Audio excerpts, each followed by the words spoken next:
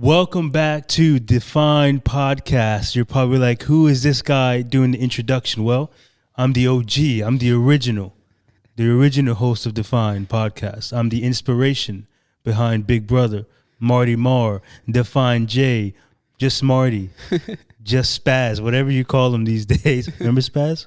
Yes, sir. I'm just kidding. Hey, I'm Ricardo. Welcome to this week's podcast where I guess I'm interviewing my big brother. No. Okay. Welcome back to the Fine Podcast. Thank you, guys. I'm here with Ricardo. For you guys that don't know, Mr. Ricardo started off the podcast with me. We both started the Fine Podcast. After 2 episodes, he said, "This is not worth it. I don't see the dream. I don't see the vision." No. But for real, we did start the podcast, and We did. We were just but so busy. I guess you were doing your thing. I was willing to go above and beyond to get the podcast to where I wanted it to be. So I would travel to Orlando, Tampa every single week, and that was not. Yeah.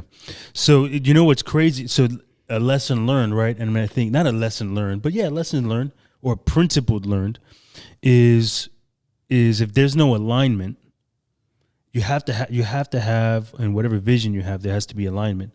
There was like semi-alignment, but I couldn't commit to the things that you had vision for Right.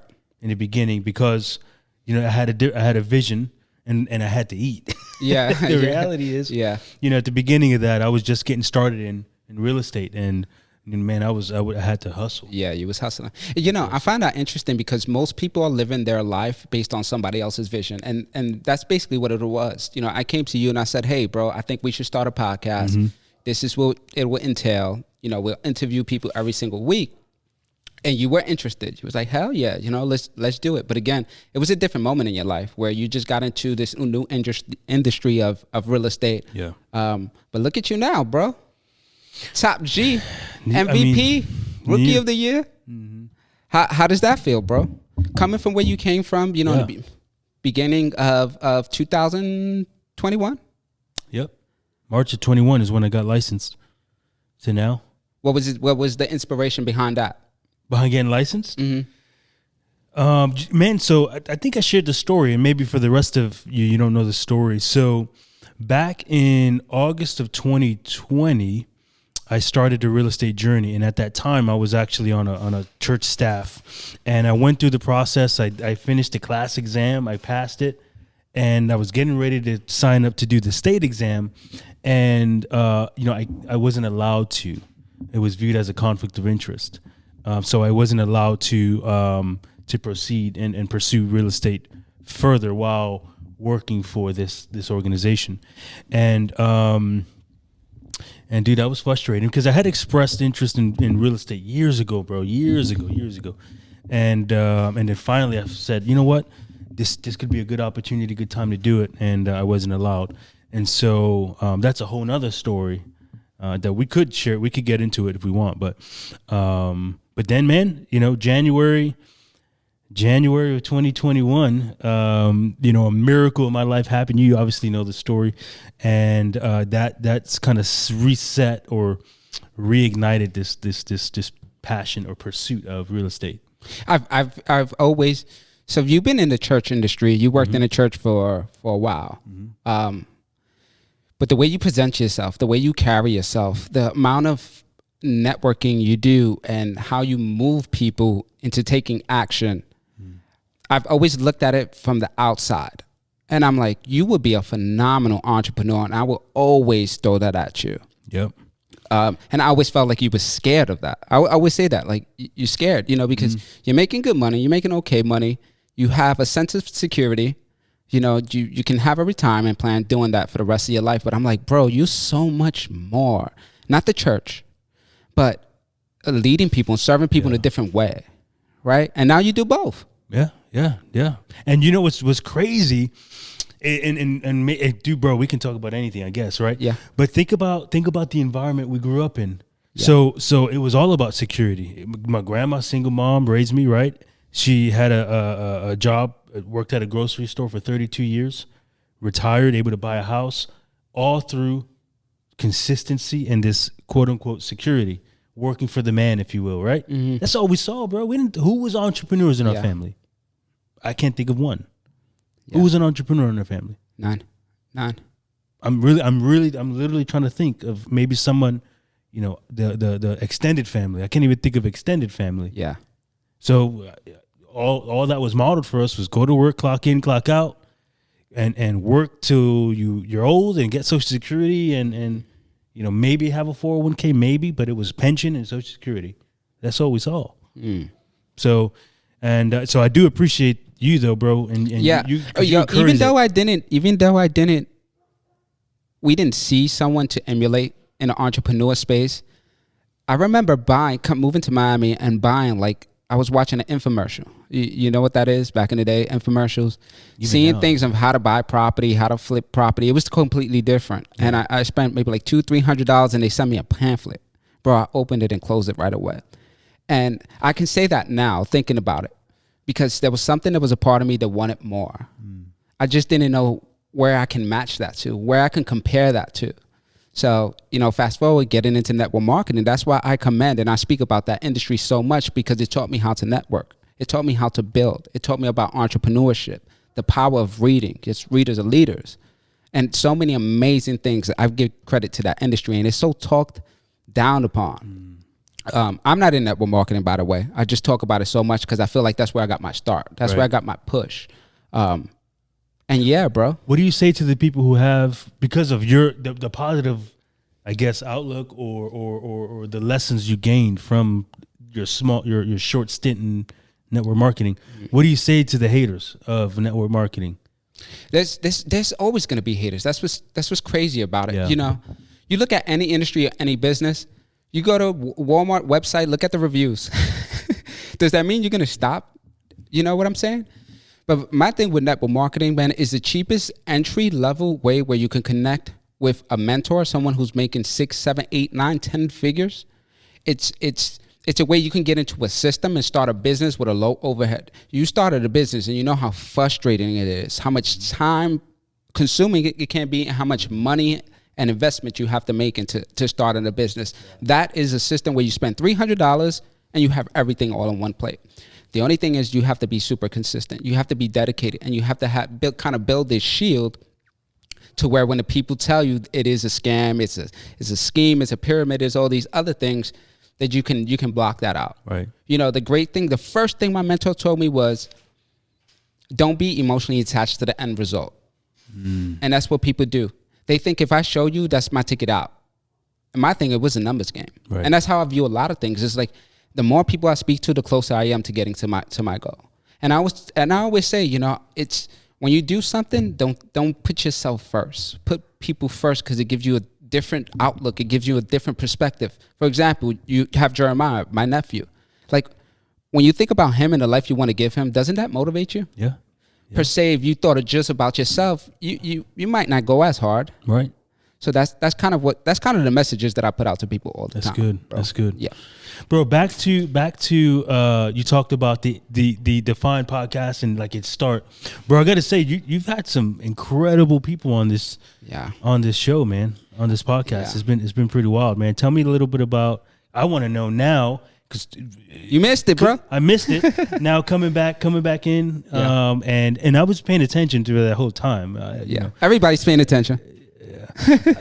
What First of all, what did you? I'd love to hear. Give me a highlight reel, if you will, of bro some of the key things you remember from some of those interviews you did on Deafine podcast. You know what's crazy is that most people who I sit down with have the same information. They just have a different story. That's why to me it's so important that people share their story, because if we're in the information age, it's so easy and information is so accessible that we all can have that information, but through the lens and the vision that we see it through is what changes the game. That's good, so there's so many entrepreneurs and people I speak to on a daily basis. That's where I get my motivation. That's where I get my drive. And I'm considered a delusional optimist. Like, I see good in everything, for the simple fact of what I've been through. Once upon a time, I thought I wasn't going to make it out of that. And we all do. Right. But I want to know, I see how you're trying to take over the interview for real. You see this, guys? I want to know about you. Tell me a time where you had to overcome some major adversity, and what was the lesson you learned behind it? I have too many, man.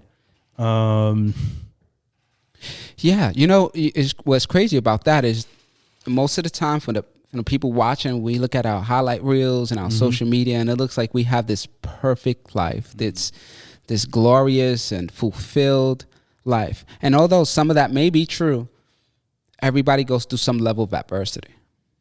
What's crazy is we just had a conversation with some great friend who viewed that of my wife and I, right? Yeah. But didn't know our story. Didn't know my wife and I's story.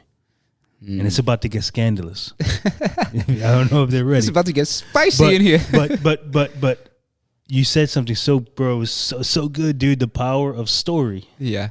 And how God can use our story, negative, whatever, to as leverage, right? As an opportunity to help someone else who you can't reach, Randall can't reach, but because of what we experience, I'm speaking specifically about my wife and I, we can reach and we can help.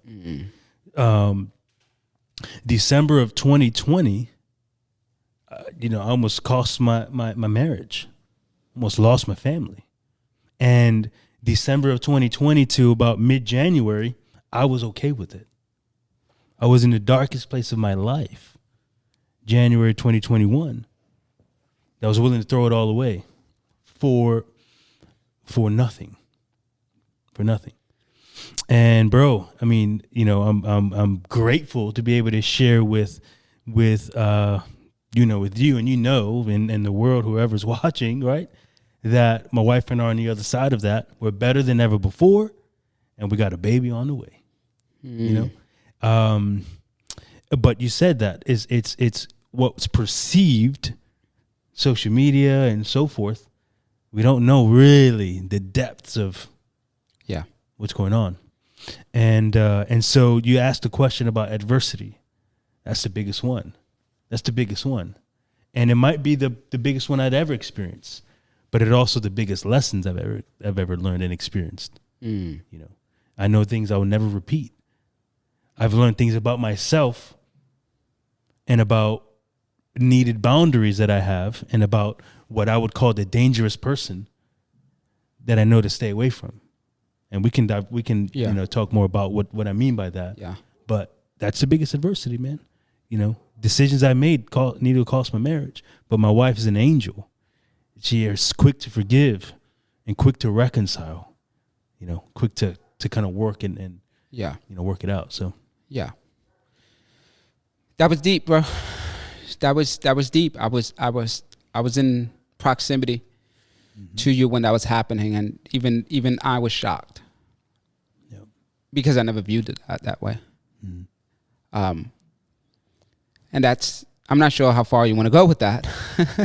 The reality is, man, our story, and we call that a God story, that's coming out. That's about to come public. I'm not sure when this is going. Yeah, live, that's probably going to come out first. Yeah, so you know what? We have a story to tell, bro, and we would be doing a disservice to ourselves, my wife and I, and to the people around us if we do not share it. Right? What good is a gift if you never give it? Right? What good is it? And we're not stingy with gifts. Yeah. So we're gonna give it. Yeah. Yeah, I love that. I love that you came to this place of solace and understanding, and your wife, forgiving and going through that experience. That's a tough one to swallow, man. Yeah, tell me about it. And I'm sure you're going through the repercussions of the actions that were behind all those things. But I'm glad you guys overcame. Yeah, there's obviously a lesson learned there. But what tell me about another time that you had to face adversity that you didn't commit to that, right? Because for me, we have two different types of adversities. Yeah. Adversities that we go through that's just by Mother Nature, God, whatever you believe in, and also by the decisions that we make. Sometimes we're thinking of making the right turn, and it happened to be, a dead end, leading us nowhere fast. Right. That was one of them. Yep. So the question is, again, another adversity I faced that maybe wasn't self-inflicted. Is that the question? Yes. Like I didn't cause it? Yes. Yeah. Well, man, I mean, let's think about, I think about my upbringing a little bit, So for those, we have the same mom. Yeah, I didn't even say we were brothers. Yeah. So there's new people that's watching this. Yeah. So we're family. This is my brother, same mom. We share the same mom, but I was raised on my dad's side, more specifically my grandma and my dad. My dad, did his best, right? But my grandma raised me. But in my mind, the narrative that I played as a kid in my head was that, our mom left me, if you will, kind of just dropped me off at grandma's house and just left it at that. That was the narrative and the story that I always played in my head. Then I saw, bro, how great, and how much love mom had for you. So then I was just like, what in the world? What did I do? That was the story that I played over and over and over. That led to insecurities. Like, man, if a mother is willing to leave her son, drop her son off at the stoop, if you will, then, bro, what makes me think that my friends won't just do the same thing? My wife won't do the same thing. That really, bro, led to a lot of crazy things. But now as an adult, as a 31-year-old man with a 9-year-old son and one on the way, I recognize more and more that what mom did was an incredible sacrifice, because she saw something that I couldn't see. Well, here's what I mean by that. She saw that there was an opportunity for me to maybe live a life with less hurdles, less, like, not as difficult as you and our siblings had to live, because I had a great grandma who had a willingness to raise me. I know that now, but I didn't see that, bro. All I could do is blame mom. Like, how could you? Yeah. I see that now, and I'm so grateful, bro. Yeah. Because who knows? Yeah, absolutely. You can't, man. Our siblings are phenomenal. Came out great, but you guys experienced, some hard stuff that I didn't have to experience. Yeah. You know what I'm saying? And who knows, man? Maybe I don't have the thick skin like you guys, right? Maybe I would have crumbled under that pressure, unlike you guys who viewed it as an opportunity, like stepping stone, right, man? That was like fuel for you. That could have been, man. That could have been what extinguished me, but that fueled you guys. Yeah. So I'm grateful for with the insight that I have now. That is dope. That is dope. I'm glad you were able to understand that in that perspective, because people hold grudges, right? Like a ton of weights, and that slows you down. That slows your process of growth and maturity and the things that you want to accomplish out of life. Yeah. And then you wind up taking that feeling and projecting it onto other people. So I love that you understand it from that way, and I love that you even say it that way, because I'm different, bro. Yeah. I would have been like, screw you. But, bro, the reality is, like, there are moments I go through that. Yeah. Like, we don't have the great relationship. Yeah. Right now. Yeah. But, bro, I'm just, man, as you get older, as we all know, we experience things. We just have different perspective, man. Yeah. It shifts. Yeah. And you have to, bro, because then if you're going to live with a victim mindset forever. And what good is that? Yeah. What good is that? Love that. I don't want to live. I don't want to live with that victim mindset. Yeah. I love that, bro. Do you think people hold you to a certain standard because of how good you are at times? You've done some incredible stuff. You help a lot of people, like, behind the scenes. You're a very humble person. Do people hold you to that certain standard that you think is sometimes beyond? I don't know, bro. I don't know. But but I don't know that they would publicly admit that they hold me to those standards, but I hold me to those standards sometimes. Yeah. Unrealistic standards. Maybe I'm speaking for myself, because I do hold you to a certain standard, because you've done so much, and not as the material success and stuff like that, but as a person, you develop into the person that you are today, even from that mishap. That was shocking to me. It hurt me. Yeah. Because I didn't view you that way. And I guess I'm speaking for myself, and this podcast is selfishly for me, talking about that I've interviewed all these amazing, incredible people. I'm kind of getting like a coaching lesson every time I sit with someone, and then they become a part of my network and stuff like that. But people that are mainly interested, people that are moving and shaking and have an incredible story. Yeah. That's what I love. Yeah. So what do you have going on, brother? What is your main focus on these days? These days, man, honestly, being free in several ways. Here's what I mean. Right? Freedom comes in, I think you can have freedom in many different categories, if you will.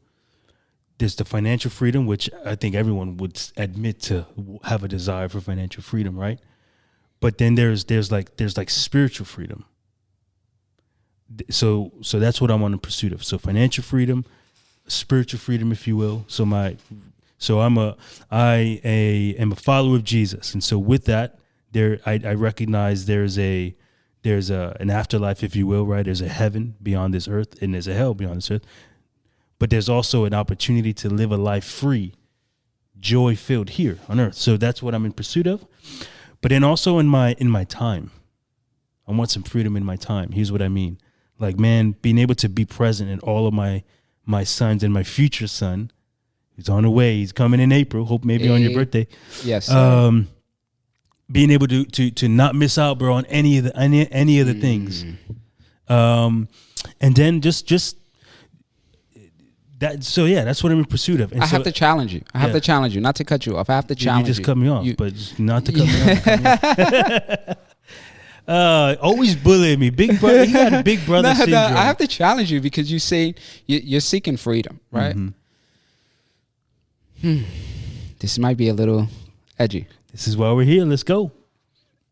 So even in the church, right? Even in the Bible, I think there's a limit of freedom when you talk about the church religion. Let's just talk about religion. Because there's rules and principles you have to abide by. If you don't, there's a bad end result. So subconsciously, that's stuck in your brain. You do want to be a good person, period, because those were the things that were already instilled in you. Your vision in which your outlook of life is based on your religion. How can you exceed that and come to a place of actual freedom when you're stuck on the laws of so it's a redefining of what freedom means, though. So often those who are like anti-religion, or we talk about do I Jesus, sound like that? No. What I'm doing is you're heading on. There's a school of thought that you're thinking on, and so what happens though is what they express as freedom is not really freedom, right? Because the freedom that I'm going to call it a general population is not being held to standards. They want to just be free to do what they want to do. Is that really freedom? Right? Because then you're adopting a different worldview, right? You're adopting a societal worldview, or what's called a, come on, brain. I can't think of the name. We'll get back to it. Yeah, there's a school of thought that believes that's anti-religion, or don't believe in higher power, or an atheist worldview, if you will. But that in itself has boundaries of belief, right? Atheists believe what? They don't believe there's any higher power, and they're locked on that frame of thought or frame of mind. So that in itself is very similar to not being free. Yeah. I get it. So for me, the perspective is I recognize that then I could find joy in things that are unlike anything else, And so that's what I would kind of argue is what is your definition of freedom? And then as I ask you questions to combat that, are you really free? I get it. That's like a woke mindset. Even the woke people are actually following these paradigms and trends and stuff like that. So I get it. I get it. Bro, remember when you started this in your house, in the living room? We had we could talk about that. We had like towel drapes Yeah, I What had do we have? curtains. I had curtains. That was to block the sunlight, but also why I'm upset with you about that? Why? Because we was in the hood. Humble yourself, bro. Humble yourself, bro. I lived there, right? Remember, I lived there for 2 or 3 years. We liked it. Yeah. We actually liked it. We're glad to be back where we are, but you're willing to put me up in that. Then the moment I step away from Deafine Podcast, look at this beautiful place you're in, bro. What's up with that? I was the anchor holding you down. That's what you're trying to tell me? No. That's messed up. I was willing to go above beyond. Again, it goes back to that vision. Yeah, and I understand the consistency. Yeah. I don't think you was making a transition in your life. It was oh man, let's speak to that. Yeah. The amount of transition. There was a lot of transition. There was a lot. Not just professionally, but personally, all those things, bro. So would you say, man, that there has to be a unapologetic focus when you're starting something new? Yes. I believe I think I have a toxic hustle mentality, right? When you do something, go all in. Spend a season of your life, sacrifice a season of your life so you can shoot to the moon, go as far as possible, because that's the most pivotal times of starting anything. That's where you have the learning curves. That's where you fail at certain things. You learn, you meet new people, you make your mistakes and you exceed. Yeah. I was doing all of those things. Right. Learning and growing and meeting new people and learning. I think the most challenging thing about this is getting out of my own head, right? We often look at the cameras and I look back at my social media and stuff like that. I'm like, how can I organize this and structure this so people can get a viewpoint of what we're trying to transcend in a trendy way? So the likes, the views, and all those things. And that's why I often pause. And I think, am I being me or am I trying to do this for other people? I feel most blessed and most joyful when I'm doing this. Because to me, this is organic. We have these conversations all the time. Right. We talk about the future all the time. Yes, sir. The only difference is we allow people to view the things that we see and our life battles and putting it out to the world. That's the only difference. Yeah. And it took me a long time to even get to this point because I wanted to be perfect. Wow. And there's no such thing as perfect. Mm-mm. Yeah. If you look for a perfect time, you're gonna be looking for your whole life. That's good, bro. And most people wait till the very last minute till your back is against the wall to take action. Me, once I think about something, I want to take action immediately because I want to understand why my brain is thinking that way and also what I'm going to learn from that. Again, I'm a delusional optimist. Yeah. I see benefit in everything. That's we can good, benefit bro. from every single thing, bro. You ever heard of strength finders? No. So there's all these tests, like these personality temperament tests, Myers-Briggs, strength finders, DISC. There's another one I just learned about yesterday called the genius, whatever. Anyway, strength finders, there's like categories, and you would be what's called a developer, meaning so that delusional optimists, they're developers. So they see just an opportunity to help develop or help grow. And sometimes, and what I learned, I'm that way too. That's my number one strength is developer. What happens though is we often spend too much time on things that may not want to be developed or people that may not want to be developed. Ooh, you hit that one on the head, right? Bro. Right? Yeah. And in our mind though, we have like this hero complex because we can change anybody. We can bend anybody to do kind of, if you will, what we want them to do. Right? And we know that not to be the case. Yeah. Right? You said that and it just made me think because we're alike in that way. Man, I have this desire to like help people who don't want to be helped and adamant about not wanting to be helped. And so often I spend all of my like energy, resources on people who it could almost be viewed as a waste of time. You know? Do you find yourself? Do you find that to be a struggle? I'm exactly that way. I was going to ask you about your team building skills because it's phenomenal. You build teams. You help your team take action. You're too kind, bro. And too kind. And grow. No, you're phenomenal on that. And the reason I mentioned that is because I need you on this side to develop, some people I'm around. Mm-hmm. But yes, I am with that. You know what it is, bro? Is sometimes we create a vision for people that people can't see. And sometimes people need that. People need someone to believe in them until they start believing in themselves. Right. But we take it to the extent. Yeah, to the extreme. Yeah. Because of what we've done. Because of our experience. At least for me, that's why I always perceive things that way. Yeah. And it comes out maybe arrogant sometimes. It's like, bro, not everybody's like you. Not everybody can think like you. Not everybody can overcome these obstacles. But I'm like, what makes me more special than anyone else? Bro, you said something. So the last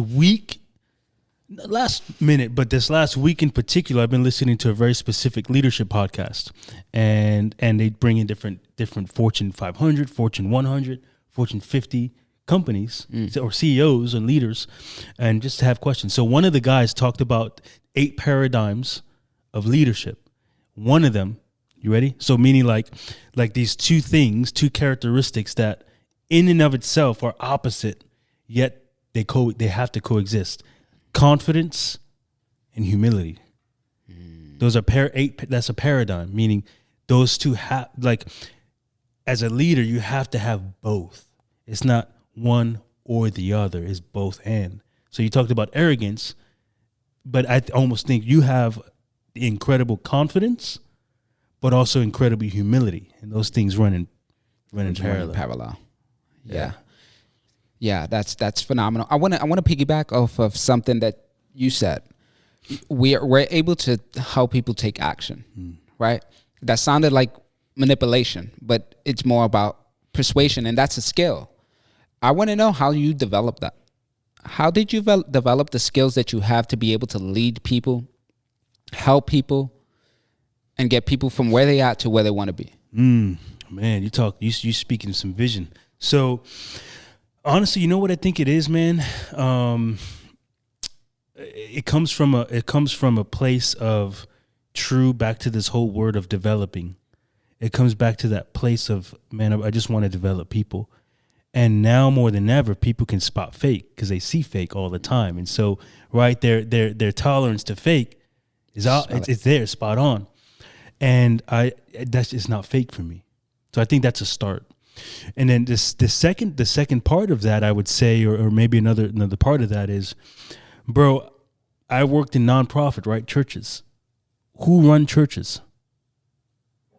Okay? Volunteers. They don't have to be there, right? I had an opportunity to lead probably thousands of volunteers. And so through that, you learn how to draw volunteers in, how to get them to align to the vision and mission of the church, and how to empower them to operate in what their gifts are and things that they're passionate about, to see the skills that they have. They call that intrinsic value.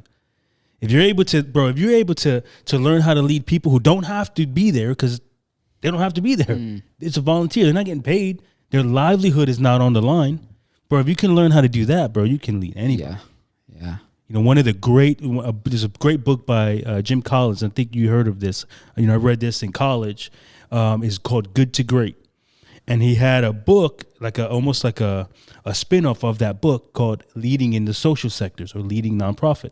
You know that there's credible for-profit companies that headhunt, right? Nonprofit leaders. Because they realized, man, if this CEO, the president of Habitat for Humanity, the president for the Humane Society, the president for all these nonprofits, if they can lead this multi-million-dollar nonprofit organization all with volunteers, then definitely they can come and do it for people who are paid, right? So that's some of the things that I just learned. I just soaked up all that information. How can I motivate people solely based on mission, vision, and then you learn how to articulate yourself. Yeah. And be able to I think I do that pretty yeah, you great. do. Yeah. I plant seeds in people. I think that's one of my greatest gifts, being able to plant seeds and articulate the vision in a way where they feel it and they feel compelled and almost obligated to contribute to that mission. The biggest thing, though, the challenge is you can get people in this. Let's pretend it's this room. You can pack this room out, right? But how do you keep them here? Tell me the secret. How do you keep them here? And that's where it goes beyond what they can do for you. It's really turning it on its head. What can you do for them? How can you continually serve them? I heard this analogy, right? We know about organizations, right? And it's almost shaped like a pyramid, right? Who's at the top? Who's at the top? CEO, right? And then who's at the bottom? Employees. What if you flipped it on its head? What if you flip that pyramid? What happens? What does that imply? What does that imply? Who's at the bottom? The CEO. The weight of weight of this pyramid is on the CEO, right? And now it's just the way you did it. That's why I laughed. I know. Sorry. We'll X that one out. We'll blurt that one out. You sicko. But what does that imply? That implies now that the CEO is now serving up, right? They're now creating a culture that employees are empowered, employees feel served, employees feel valued. So that's what keeps them. So you talk about building a team, bringing them in. You can motivate all day long. You can compel all day long. How do you keep the people engaged? How do you keep the people desiring to want to be a part? It's not just what you can take from them, right? It's not a transaction. Yeah. It's some transformation that has to take place through those interactions. I love that. Even the way you put it. I haven't studied too much on leadership, but I do read a lot of books, and I would like to say that that's exactly how I am. It's not what I can take from you, but what I can do for you to help you live a better lifestyle. It's good. And I've always, every time I sit down with anybody, what do you need help with? What are you working on? What do you need help with? Yeah. Because for me, it's not about the transaction. It's about it's about you transcending and becoming the person that you want to be. And most people think like, I have to do X, Y, Z in order for me to get to that level. It's really who you have to become. That's good. And that's all I tell people. It's not these small intricacies that you have to go through or you have to develop. It's who you heard become. It right here, the kid from the Throg's Neck, spitting fire. Let's go. Yeah, let's talk about Throg's Neck. Yo. Let's lighten it up right now. Yeah, you are a comedian, bro. You are low key. You're low key a comedian. You like to have fun. Yeah. I don't think people see that side of you. No, that hippie. Because I wear my grandma slides. Y'all see it right here. My brother's wearing, I don't know what those are. Those are MJs. Whatever. I haven't had a pair of MJs since I stole them from you when we had the same size feet.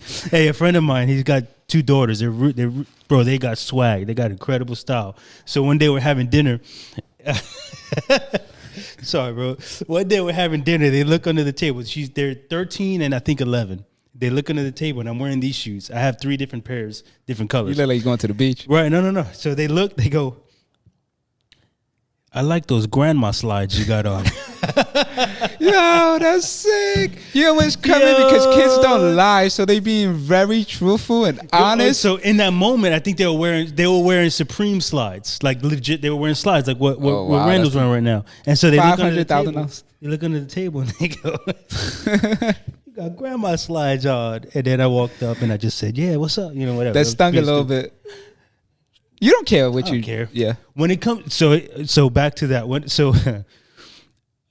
Bro, style has changed. You know this. Yeah. Style is, but this is me, and I'm probably 10 years behind. And guess what? But this been your style for a long time, right? And that's the only difference is your pants get tighter every single year, bro. What's going on? It's because of my squat game.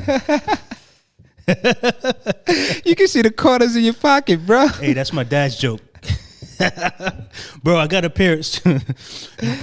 I bought a pair of Perry Ellis. I actually bought 3 pairs of Perry Ellis pants. Like they're like dress pants, like dress pants, and they're supposed to. They like stretch. All 3 of them are they tore from the middle. They tore from the sides. Why are you getting tighter? I guess they're too tight, right? Yeah. Why am I getting tighter? Why? It's my legs are getting bigger, bro. I'm trying to save money on the material. I like that one, bro. I like that one. So what else we got, man? What are you excited for the rest of the year? We got what, 2 months? 2 months, yeah. Honestly, man, so I'm loving what I'm able to do right now. And so so you asked me a question earlier, and I don't think I got distracted with something else, I guess. But what am I into right now? What am I doing? What am I working on? So I'm in real estate right now, but also in beyond real estate, I'm a partner. My buddy, me and my buddy, we're partners in this manufacturing company. And so right now, what I'm trying to do is help take that to the next level. So he's an incredible, what's called like a project manager, supply chain guy, very brilliant. But, he would admit and say that one of his struggles is like organizational culture, organizational processes. And so that's where I come in. You talked about, building teams and keeping people in. That's where I'm going to go in and try to help. Yo, we live in a parallel life, bro, because this is exactly why I'm here at Life Design as well. Wow. Johnny has a vision. My partner has a vision, but creating structures and teams and organization, he's still studying that area. Right. And I thrive in that area. I love to meet new people. I love to hear about people's dreams and see how they can merge with what we have going on. So that's super cool. Do you think me and you one day in the future can create something? Well, we tried this and you flaked on me. I flaked on you. I say, why not? Why not? I mean, again, you said it. We both have unique skills, unique talents, and passions that align, but they may differ, right? And as far as definitions concerned, but they align. Yeah. So I say, why not? Yeah.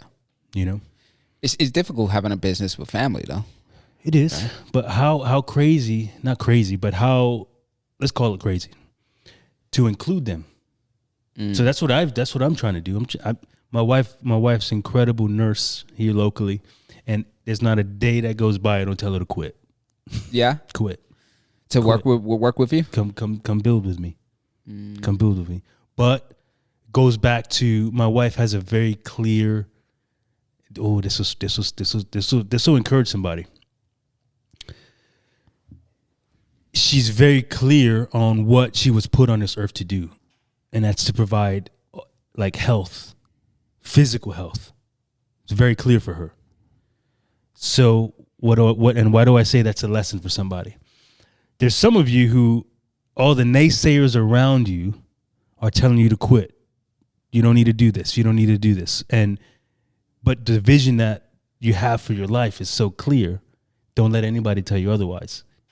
Even your loved ones. My wife's very clear that what she wants to do with her profession. She has a passion for nursing. She's always had. Even since we met in high school at 14 years old, she talked about it. Yet here her husband comes and tells her to quit every day. And she can. As far as financially, she can. Talk that talk. She doesn't want to. She's very clear. Yeah. So if that's you, if you're watching, if that's you, if that's whoever, if you're watching this podcast and people are telling you to quit, but you're so clear on the vision and the things that you're passionate about, keep pursuing it. Keep running. I love that. Keep running. I love that. And that's so, keep I running. think that's such an important message to have nowadays, because most people are chasing what's fast. And what she's been doing, she's been years, she's been trying to get into the position that she's in today. Years. Let's go. So we're gonna close out. I have a few questions I want to ask, and I want to talk about Table Talk Tuesday. I don't think we touched on that before. What is Table Talk Tuesday? Yeah. What is your vision for it, and how did it come about? That's a great question, bro. So the idea of a table, in my mind, I love the dinner table, or the table, or the things that happen around a table. Because the things that happen around the table, right, are memories are formed, family dinners are had. Bro, you play board games, you play cards, you have a few drinks. All of the stuff happens around the table. So in my mind, what that implies is relationships, building relationships, things like that. And the table talk, or the Table Talk Tuesday, is that exact idea of maybe conversations with people that I'm not able to have frequently, maybe over to the house or their house, vice versa. and it's having those type of conversations, those relationship building conversations, interactions. Yeah, just conversations, bro, that are fun. Getting to know people, getting to know their story, getting to know the why, almost like what you do here, but really quick. It's quick segments is the goal, bro. And I say unedited, almost unfiltered. It is unfiltered. I don't ask them questions beforehand, and it makes everyone nervous. But I'm also not a D-bag and throw like zingers at them. Mm-hmm. And so that's the idea, bro. It just started off as, honestly, and it started off with just me around my table, just being silly, just trying it out. And then it just kind of is starting to snowball and grow. Yeah, I love cool. that. When you start doing things organically, you start seeing, you used a different approach, right? Because we started this together, and now you're not doing something similar to a podcast, but you realize the power of sitting down, using your social media platforms so you can expand your network. Yeah. And you bring in people that you know, people that you're inspired by, and people that ultimately you want to create a relationship with. Right. What was the biggest lesson you have learned thus far in creating that platform? Bro, you know what? Honestly, I think it has to be doing it uncomfortable. I got to recognize that this discomfort that I feel every time I do it, every time I'm in front of a camera, for me, it's a natural thing, and I don't have to resist it. Just embrace it. That makes sense? Absolutely. So week to week, the more comfortable I feel, or if I shouldn't say feel, I look like it may seem natural to a lot of people, but inside, bro, my stomach is turning. But I gotta continue to do it, right? Yeah. Almost that whole saying of doing it afraid. Yeah, absolutely. Gotta do it. So that's the lesson that I've learned, and I'm continuing to learn. Is when it's uncomfortable, I gotta do it anyway. Absolutely. You know what I'm saying? Yeah, I love that. I think I use the same method. Even if you're afraid, do it anyway. What's the worst thing that could happen? And ultimately, that fear is based on perception of someone else. What they gonna think about me? This is not good enough. Yeah. What if this doesn't work? What if I'm wasting my time? Mm-hmm. What if I can't answer some questions, or it becomes awkward in the process of creating this interview per se? Yeah. And me, man, I love it. I even like the uncomfortable conversations, because when you're uncomfortable, it forces you to grow as an individual. And you're learning that now. It's forcing you to grow, forcing you to be more in tune with who you are, your thoughts, because ultimately, you're a good interviewer when you can have a real conversation. When you're not just lost in space and you're thinking about the next conversation, but you're actually in tune and you're listening. Yeah, it's good. And this is why I love it so much, because for me, I have to work double in order for me to listen, right? Because my hearing, abilities. And also I'm a fast, paced thinker. I'm always thinking about the next thing aside from interviewing. This helps me settle down. I'm just here. I have nowhere to go. I have nothing to do. I have nothing to protect. I'm going to be here with my guests, and we're just going to have a good time. It's good, bro. And this is why I love it so much. So yes, I'm happy that you're doing it, and I'm seeing you step out of your comfort zone. I seen your Table Talk Tuesday earlier today. Is it difficult when you interview people who've never been interviewed? I mean, I haven't done a true assessment or evaluation, if you of all the people I've interviewed. So I would say no. Just because I haven't, honestly, if I'm being honest, I haven't went back and looked at all the videos and started to be critical or criticize my own videos. I haven't done that yet. I know it's probably a good thing to do as it grows. ASAP. Yeah, I just haven't done that yet. Yeah. And again, part of it, so right now I'm in this tension, right? Because the very first table talk I did with just myself, my idea is, hey, thanks for checking into Table Talk Tuesday, where you're going to see unedited, unfiltered videos, just a conversation. I don't want to lose sight of that. Yeah. I don't want to. You want it to be organic. I don't want it to be uber produced, in my mind, right? So that's something I got to work through, because I recognize that as it does expand or whatever the story is, there's going to have to be some more editing, maybe better lighting, all that stuff. But what I have to do is stop equating any minor improvements to I'm moving away from its original intent. Yeah, That's what I'm saying. Right. But I know it's not the case. It's not. I just because gotta you're an work. extremist. Right. You right. are Exactly. an extremist. You're right. You're right. And I know eventually the production, the lighting, Yep. the crew, everything is just going to be 10x. It's just right now you're just having fun with it, and I love that because it takes away the pressure of the standard that you create for yourself. Like Deafine podcast, we have a different standard. I started traveling and recording over the phone to now having a production, to having someone produce the podcast. And I'm not saying that to impress anybody, just to express. You have to start somewhere. Right. And just me watching your videos, and I'm like, dude, I know how uncomfortable it is for you to step out of your comfort zone. It brings me joy watching you just go do the damn thing. Well, I think you know what? Not only it brings you so much joy because you're my brother, you're gonna be happy for me, whatever.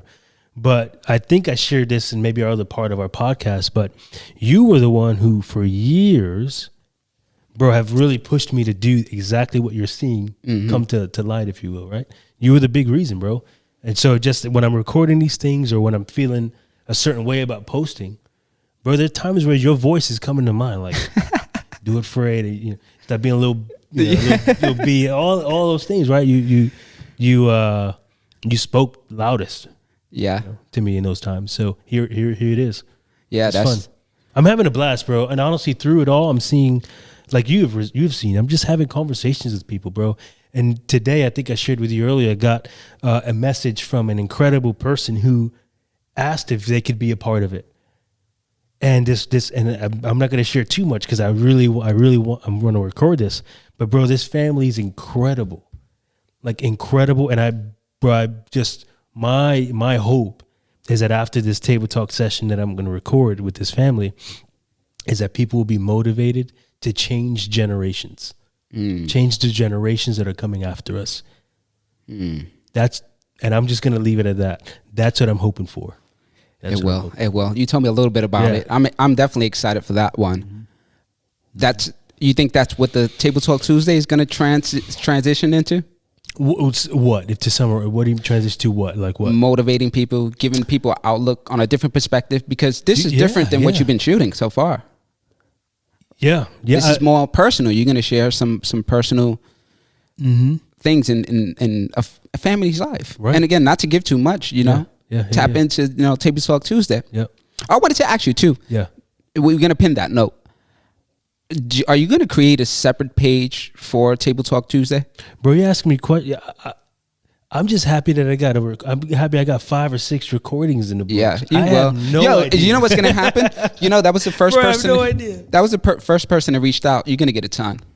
I go to my DMs and people from different cities want to come here and just. It's your fresh gear. They slide into the DMs, boy. I see you. Yeah, the fresh gear never stopped. You fresh too, bro. You know what I'm saying? Got to represent the Taco Tuesday. The Taco Tuesday. Even though I'm not eating tacos, I'm on this new kick, but whatever. All right. So we're gonna close out. And I want to ask you a few questions. Go. I asked the same questions on the previous podcast. Something happened in uploading the podcast. So we're just gonna close out with that. So I'm asking you a few questions, and whatever comes to mind, just answer. Go. Yeah, let's go. Finish the sentence. I am at my best when. Oh man, I'm at my best when I'm full. I'm not talking about the food that I eat. It's a part of it, right? When I'm not hangry, you know what I'm saying? But when I'm full in regards to my relationships, the relationship that I have around me, physically, like the exercise that I'm getting in, things like that. Mentally, right? I'm in a good headspace. Spiritually, when I'm full in those areas. When I'm full in those areas. Great. I love that. Yeah. So recognizing that all of us, we have 4 or 5-fold human beings in that we have mental health, spiritual health, physical health, relational health, and emotional health. Okay. So understanding those buckets or those tanks, if you will, recognizing what drains you in those areas, and recognizing what fills those tanks up is a must. I didn't always do that, right? Yeah. Right? And the result was a tragedy. Yeah. So I'm at my best when those tanks are full. I love that. We can create a whole separate podcast just on what you just said right now. I absolutely love that. A lot of people playing the field like half empty, half full. I love that. I am most motivated when I can align with people who are motivated to help people. Right? Here's what that means. The biggest motivational tool is not, I don't think it's extrinsic, meaning it's not to collect a paycheck or to collect royalties, but it's what's intrinsic, meaning like what type of value internally you're creating for other people. Okay. I think about one of my favorite books of all time. Okay. It's called The Fred Factor. Okay. It literally follows Fred is a United States Postal Service worker. I think he's out of Colorado. This is back in the late 80s, 90s, even early 2000s. And the author of the book was a motivational communicator, business leader, business communicator, traveled the world. And he, over the decade or whatever, 15 years, he started to notice a trend of Fred, the postman, created such value for him, knowing him, his name is Mark, knowing Mark traveled everywhere, he would deliver his mail in such a way that made such a difference. He wrote a book about it. Down to knowing if Fred was or Mark was traveling somewhere, Fred would not just drop the mail in the front yard or in the mailbox. He would have a custom box he would make, put it in the backyard so it's out of the public's view. He would remember names. Fred, the postman, would write postcards to all the people on the street. Like, he would make it so personal. Some would say, man, I don't want to be a postman. I don't want to be a postal worker, or I don't want to be in this menial job. But Fred didn't. Fred, for him, it wasn't about the paycheck, because he was going to collect his paycheck if he threw the mail in the front door. Either way. Right? He did his thing because of intrinsic value, knowing that he created experiences for people that were so memorable and personal. Yeah. So for me, that was a long explanation. No, I love what that. What motivates me, and it's really, the type of things that's the same thing that gives you joy. It's going above and beyond. When I asked, why did you become a real estate agent, and what separates you from other agents, that was basically your answer. Yep. It's serving people beyond just the transaction. Yep. I love that. Yep. I love that. Yep. What was the biggest lesson you learned in the last 12 months?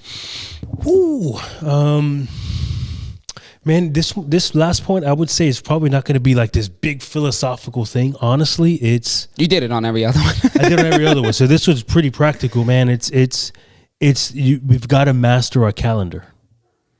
We've got to master our calendar. Whether you're a business lead, like an entrepreneur, right, and you don't have a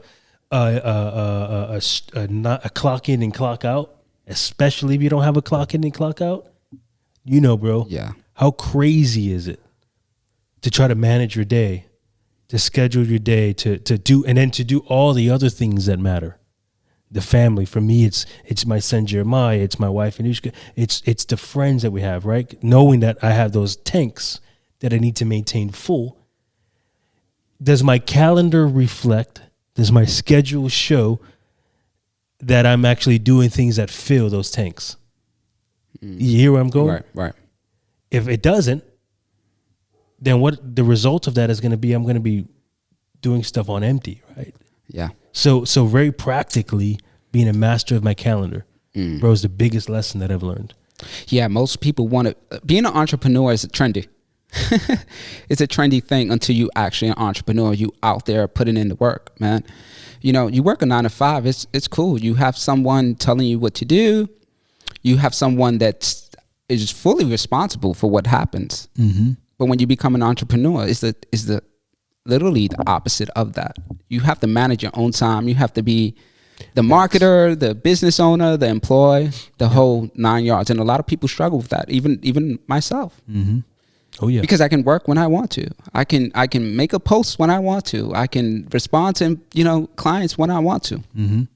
And that's not a good business practice or entrepreneur. So I love that. And Yep. for all those entrepreneurs or people that want to become entrepreneurs, think about it. There is security in having a 9 to 5, and I'm all for being an entrepreneur. It's the greatest thing to have some type of time freedom. See, I want to speak.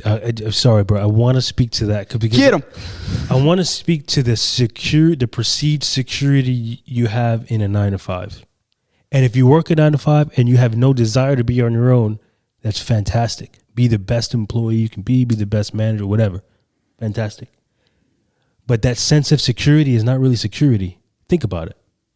Okay. What's to say that corporation you work with isn't going to lay you off tomorrow? What happened to Metaverse or Facebook, whatever? How many employees did they just let go?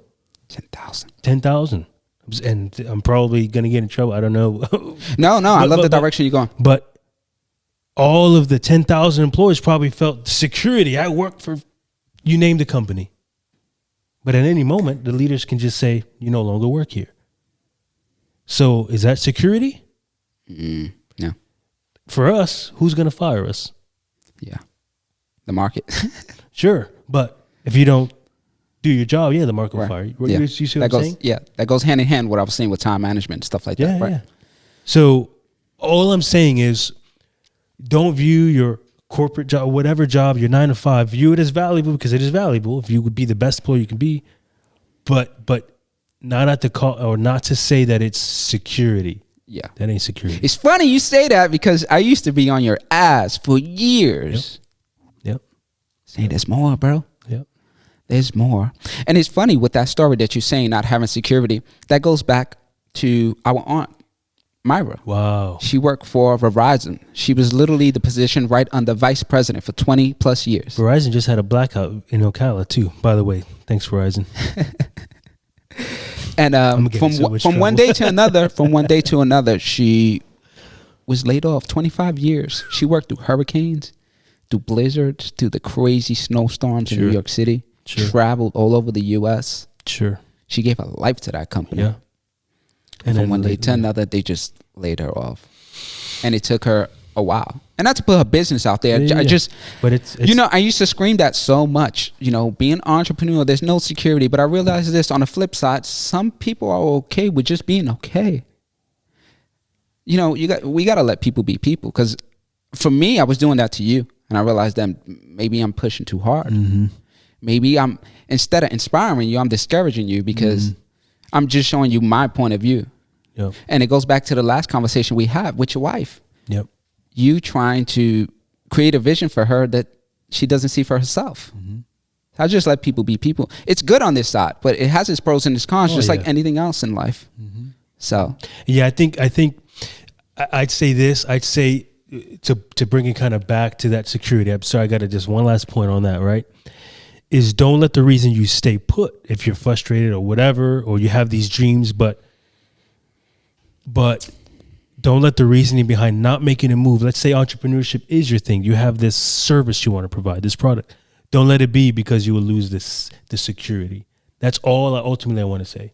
But if you have no desire to be an entrepreneur and it has nothing to do with safety or security, then that's where I go back to be the most incredible employee, be a difference maker, add value to your team that you are part of, do all those things. But don't stay put just because it's safe, because it's not. That's ultimately what it boils down to, man. I love that. What has faith taught you that you didn't know about yourself? A lot. Down to my innate behaviors, my wiring, my personality. It has a source. Creating healthy boundaries. Life's not meant to be traveled alone. Right? We're made for relationships. We're made for community. We both have that. We both have that. I love that. Mm-hmm. I love that we love people and we love community. Mm-hmm. You've never been an introvert. I'm an introvert low key. Yeah. Because I get my best ideas and I recharge that way. But I love being around people. I love, helping people any way, shape, or form. Yeah. Yeah. And it's obvious, bro. Yeah. That is. It's obvious. And bro, I would have never thought, okay, I would say this. I would have never thought that growing up in those present moments, but now reflecting, looking back as adults, looking back to when you were a teenager and I was following you everywhere I could follow you. You know, you had that even back then. Yeah. You just, as far as maybe what you were trying to encourage maybe wasn't the best. But you were still, but the key word trying to is, call me a hood ninja. The idea is that you were still being an encourager. Yeah. That makes sense? You can be an encourager and encourage a decision that won't be beneficial. Or it will. Right. But you're an encourager. You know what I'm saying? So yeah. We both been leaders of some sorts. And I think that's what allowed us to be in the position that we are in today. And you like to lead. You like to help. You like to serve. I like to have influence. No wonder you out here on Table Talk Tuesday. And it's not not being. He wants to be an influencer. Influencer has robbed. I'm not okay. How do I phrase this, bro? Influence. What I'm referring to is this ability to draw people into to recognizing the value they have in themselves and how they can play a part in the bigger picture. Oftentimes, we think influence is only about. You can only have influence if you have authority. Right? Let me say that again. Too many of us believe that we can only have influence when we are in charge. Yeah. When we're in charge. That's not true. How do you have influence without being the boss? Right? How? I think that applies to everything in life. People want to get to that level before the process. Right? Like, for example, if you're not willing to do the process, you will never get there. Yeah. You will never That's get the here. most important part. Even if you have influence and never really went through anything, how are you going to maintain that when you hit adversity? Because adversity is going to punch everybody in the face at one point in time. Yeah. And I think most people want to have the shortcut and get straight to the results rather than to enjoy the process and understand what comes with that. For me, I like to be in the trenches. Yeah. I like to go through the mud because that's where you learn the most valuable lessons. Yeah, it's good. You know? So, last question, and then we'll put your socials out there. Who do you aspire to be like? That's a big question. You know, for those who watch who maybe don't have a faith that aligns with mine, so I love this man named Jesus. You know, walked the earth thousands of years ago. So it sounds like uber cliche or too religious, but that's just where I am. I aspire to be like this Jesus who walked the earth, who made a difference. Right? We're still talking about him today. Who did so many things that were countercultural to the time that he was in. Right? He valued women when women were just perceived to pop babies and that was it. They didn't have a voice. He valued children. He would take time to stoop on their knees and talk to children, right? When a time where children were viewed as nuisances, only and especially if they weren't males, they weren't boys. I mean, they didn't have value. But he would stop. He would pause. He created value for people who other people hated: the tax collectors, the prostitutes, the thieves, the murder. I mean, so think about that and how that applies today. Right? The people who aren't influencers, right? The people who are alone. And I just think about something, a group of people I have so much compassion for. The elderly people, especially those like in nursing homes. They don't see visitors. Families drop them in a nursing home and leaves them. Like, that is who I want to be like, man. You know what I'm saying? I know it sounds super like, oh my gosh, here he goes talking about Jesus. There's so many different stories behind you know, Jesus Christ. So many different stories. But I love how you explained that. You brought him down to human. Yeah, he's not this glowing He didn't have straight hair and he didn't have blush, because all these pictures we see of like this Hollywood Jesus. The Jesus I'm talking about had dirty feet. He dirty clothes, walked the streets, have crap on his feet, and he would do things that were so incredibly countercultural, but that brought glory to his Father and created value for people. And they were able to walk freely.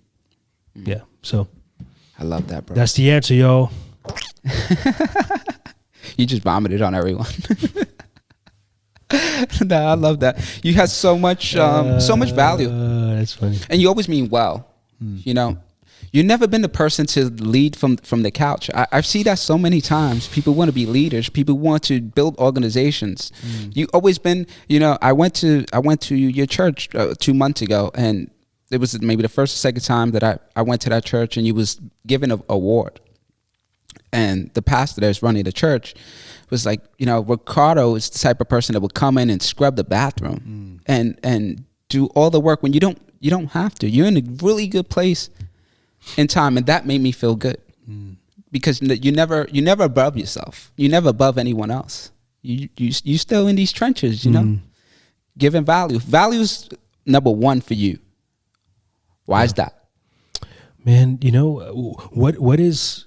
And I'm bringing you up too much, bro. You are. I'm going to give you your flowers as the kids. Not in a self-serving way. I'm going to say this.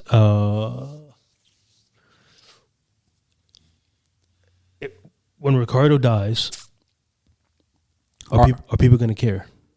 And is there going to be people who miss Ricardo and who miss interactions? What's going to be written on my tombstone? You know what I mean? Yeah. Who's going to show up on my deathbed?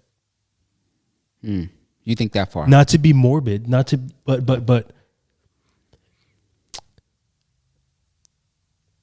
never wanted to go. Never want Ricardo Zelaya to be associated with selfishness, being selfish. Never. You know, what good is that? Yeah. What good is that? What good is that for Jeremiah, my older son, and now for my future son Joshua? By the way, his name is going to be Joshua. You're welcome, world. You be flexing low key, right? What are they going to remember? I mean, yeah. So that's kind of the answer, bro.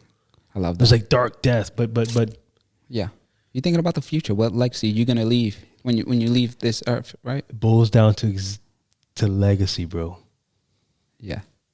You building that. You building a Trying to. Yeah. One step at a time, man. One day at a time. One decision at a time. One conversation at a time. I like that.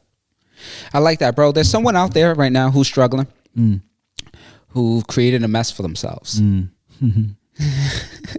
Yeah. Because at some point we all do, right?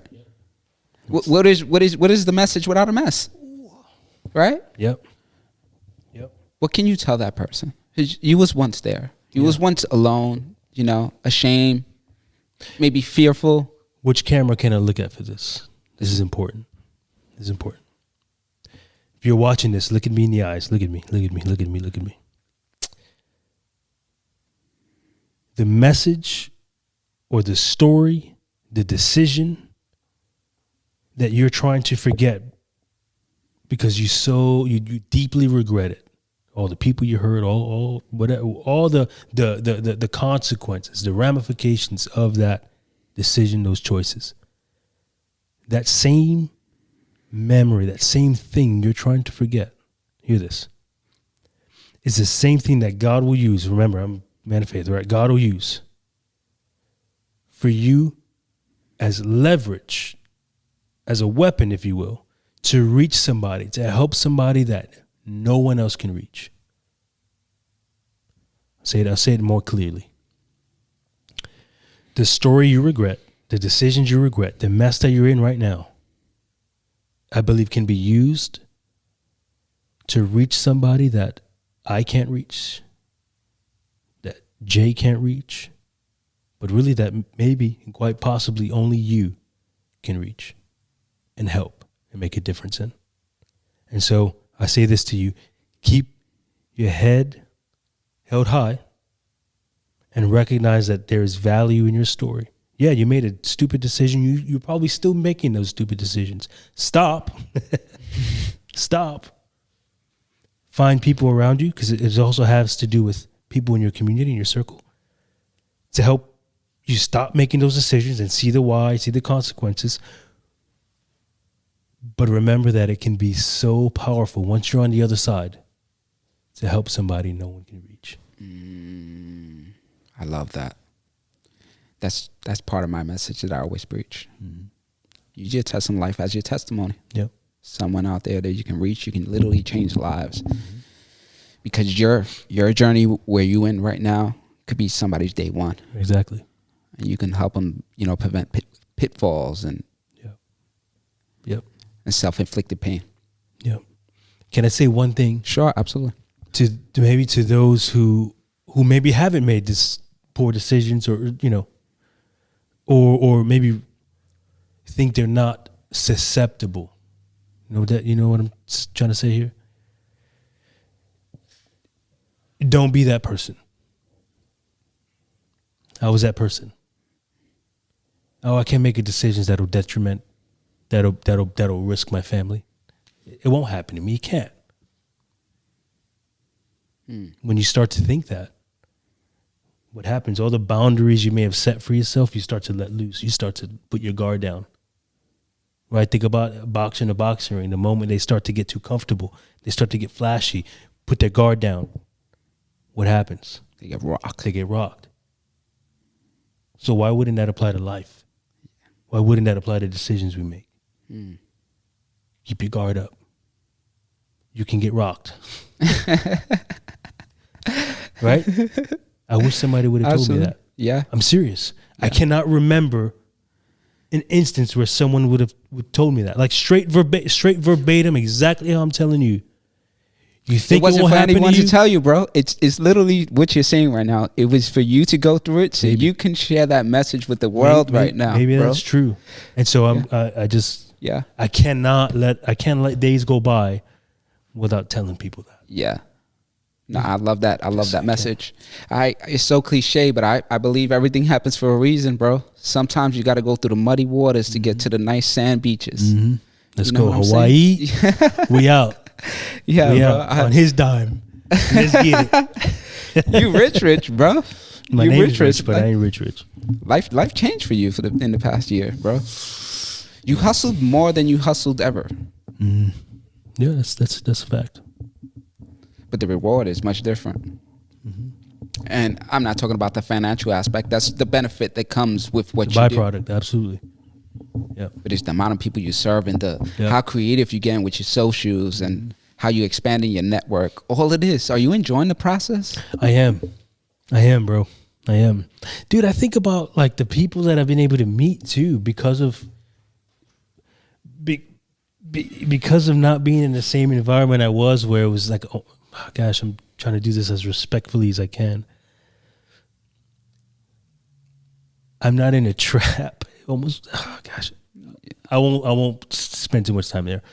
The people that my wife and I have been able to meet and have friendships with, organically, bro, not forced, not because of what I do, or what I did. Yeah, you know what I'm saying? I think that part was cut out. You used to be part of a huge organization, church. And the conversation that I was talking about, which I don't get, is religion teaches you fear, right? If you don't do what he says, you'll be punished. And the devil's constantly chasing you. And that's why I attach myself directly to him. And I cut the middleman. And it looks like you cut the middleman. Although you're still part of these organizations, you do it on your term. You don't have somebody on your back with that fear. You was living in fear for a minute. I'm like, fuck that, bro. You a savage. You come from the same bloodline. Go get it. Yeah, and it was no reflection of. But that's what that's what you've been a part of since a youngin'. You were taught this. And that becomes a part of your identity, who you are. And then as soon as you step outside of that, you're condemned for it, regardless of what, transaction you have made. I don't believe in that. Yeah. You understand what I'm saying? Yeah. If you go do some messed up shit, I'm going to call you out. I'm not going to belittle you, condemn you. Yeah. I might distance myself. Yeah. But that's all a part of the process. You have to love people where they are, bro. That's where I'm at. And that's why I love personal development, because it teaches everything that, the Bible says. Yeah. Except we don't try to instill fear in people. I'm sorry. That's just how I feel. Yeah. Yeah. It's powerful. Yeah. And there's just churches all around the world who still do that. And let me be very clear. I want to be very clear for those watching. The last organization I was a part of, that wasn't necessarily the case. It was a different type of extreme that I was experiencing. It wasn't the fear extreme. It was different. Yeah. Because the reality is, when I look back with a level head and clear head, they took care of my family. Yeah. When I wasn't there. And yeah. That's story for another. That's absolutely. more for the next one. But I was speaking in general. No, I know. But generally speaking, you're right. Yeah. Sure. I was speaking in general. Yeah. And it is a beautiful thing. Yeah. Where I'm at now. Beautiful, beautiful thing, bro. Your pastor now. He's kind of hood. Is that wrong to say? No, why not? I love him, bro. There's an authenticity. There's a real authenticity. That word is so overused. Be authentic, or authenticity is a core value in every single organization. Almost every single organization. But it's authenticity into what we define as authenticity. That makes sense? It's subjective. Yeah. People make it that way, but there's only one definition of. Brother, it's been a pleasure. You gave so many gems right now. Is there anything else you want to leave us with before we add your socials and your platforms? What should people expect from you in the next 12 months? What should they expect from Table Talk Tuesday? You ask a lot of. So which one do you want me to answer? Yeah, all of I them. asked. All right. So the next 12 months, you're gonna see Joshua here. Let's go. That's my nephew. That's Big Bro's nephew. We can't wait for that, bro. And man, hopefully some other ventures we got going on. Let's go. And big parties. Yeah. And then from the Table Talk side, man, just hopefully more conversations with folks that add value to you, if you would decide to subscribe to that. Yeah. Hopefully you do. And then hopefully those of you watching, let's have a meal together one day. I love that. Let's have a meal together. Let's shoot the breeze. Let's have conversations. Steal my audience. Go ahead. Do it. Come on. Brother, where can people find you? Where can they find you? Where can they find Table Talk Tuesday? Yeah, so Table Talk Tuesday. So let me back up. Find me on Instagram, Facebook, LinkedIn, if you're into that kind of thing. Yeah. LinkedIn is powerful, bro. LinkedIn is powerful. What else am I a part of? Pinterest. I am a part of Pinterest. I am. Who uses that? I do. But I don't post a lot on Pinterest. I just look for like outfits and stuff. Like, oh yeah, that's where I get I get inspired. Taco Tuesday. I'm on TikTok. I've done maybe 1 or 2 or 5 or 7 videos, I think, on TikTok, but that's it. I just scroll. All right, you dragging it. Go. Okay.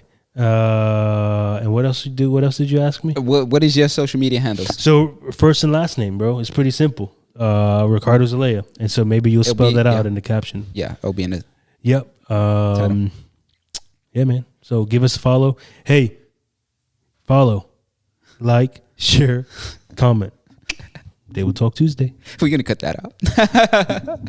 Thank you guys for watching. Every week we invite interesting guests and we talk about defining moments. We have dope conversations and share stories. Hopefully you're inspired. I'm super inspired to see your journey, where you started and where you are now. And I'm feel fortunate and grateful to be a part of your journey. Yeah, I appreciate that. Thanks, bro. Big bro. You a fly, bro. This is regular, bro. I need them. Thank you guys. We out of here. Peace.